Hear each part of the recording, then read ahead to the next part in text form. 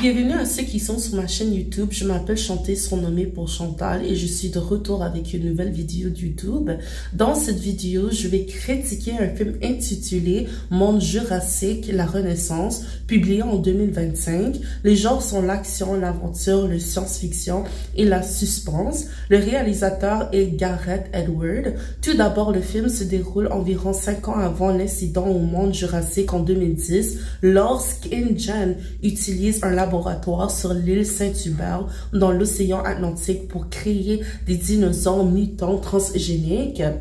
17 ans plus tard, en 2027, le climat terrestre est inhospitalier pour la survie des dinosaures. Ils sont contraints de résider dans des zones proches de l'équateur au climat similaire au Mésozoïque et interdits de voyage jusqu'au jour où Martin Krebs, cadre chez Parker Genetics, recrute Zora Bennett, une ancienne agent secrète de l'armée, pour collaborer avec le paléontologue Dr. Henry Lumie dans une mission ultra secrète visant à récupérer des échantillons de biomatériaux des 3 plus grands spécimens préhistoriques qui détient le clé d'un nouveau traitement contre les maladies cardiaques.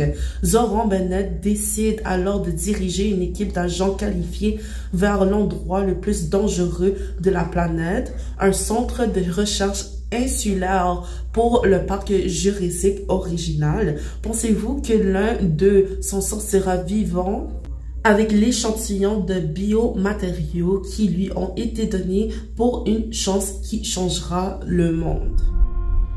Professeur Henry Loomis, voici Zora Bennett, notre experte de mission. Mais quelle mission?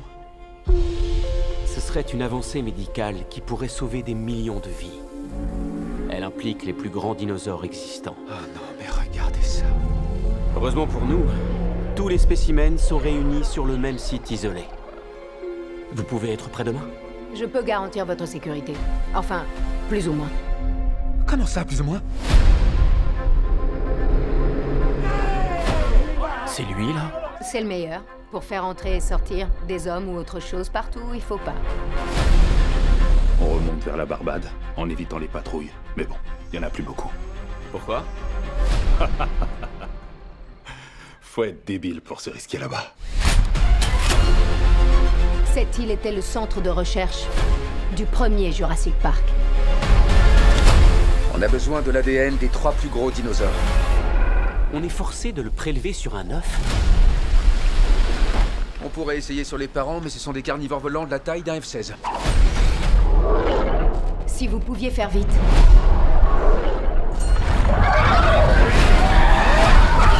Oh merde!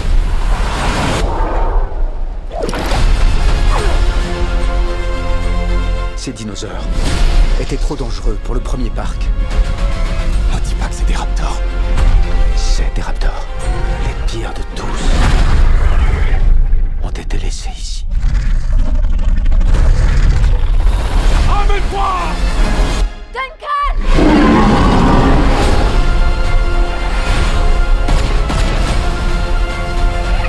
On n'aurait jamais dû mettre les pieds sur cette île.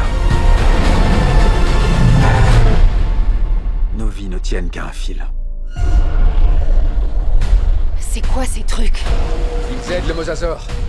Ils défendent le territoire, ils traquent, ils chassent. J'aime pas trop ce que je viens d'entendre.